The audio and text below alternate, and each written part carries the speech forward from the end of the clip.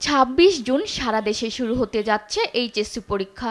এতে যশোর বোর্ডে অংশ নিতে যাচ্ছেন 1,16,317 জন শিক্ষার্থী। এর মধ্যে বিজ্ঞান বিভাগ থেকে 22,027 জন, মানবিক বিভাগে 81,474 জন এবং বাণিজ্য বিভাগে অংশ নিচ্ছেন 12,764 জন পরীক্ষার্থী।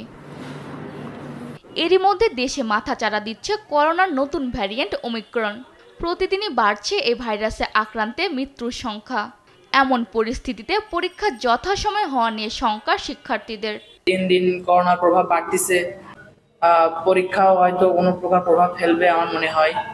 পৌরনীতি প্রথম বছরের আগে আমরা কোনো গ্যাপ পাচ্ছি না, অর্থনীতি দ্বিতীয় বছর পরীক্ষা দিয়ে আমাদের পৌরনীতি প্রথম বছর দিতে হচ্ছে।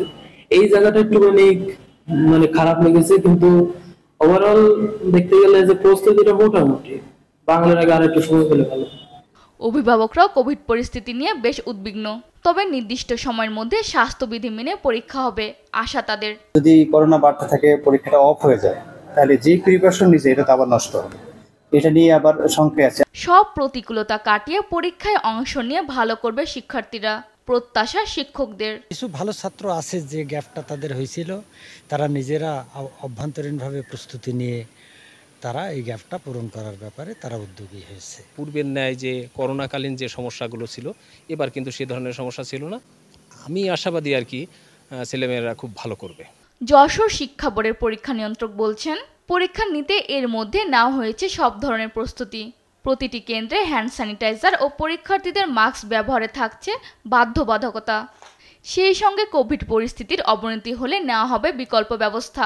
কেন্দ্রে প্রবেশের সময় পরীক্ষার্থী অবশ্যই মাস্ক তারা পরিধান করবে এবং প্রত্যেকটা কেন্দ্রের প্রবেশ মুখে হ্যান্ড স্যানিটাইজার এবং হাত ধোয়ার ব্যবস্থা থাকবে। ডেঙ্গু এবং করোনা পরিস্থিতি যদি মারাত্মক রূপ নেয়, তাহলে সেই ক্ষেত্রে মন্ত্রণালয়ের যে নির্দেশনা থাকবে এবং বোর্ডের যে সিদ্ধান্ত থাকবে সেই অনুযায়ী আমরা ব্যবস্থা নিব। এবার যশোর বোর্ডে 240টি কেন্দ্রে হবে পরীক্ষা।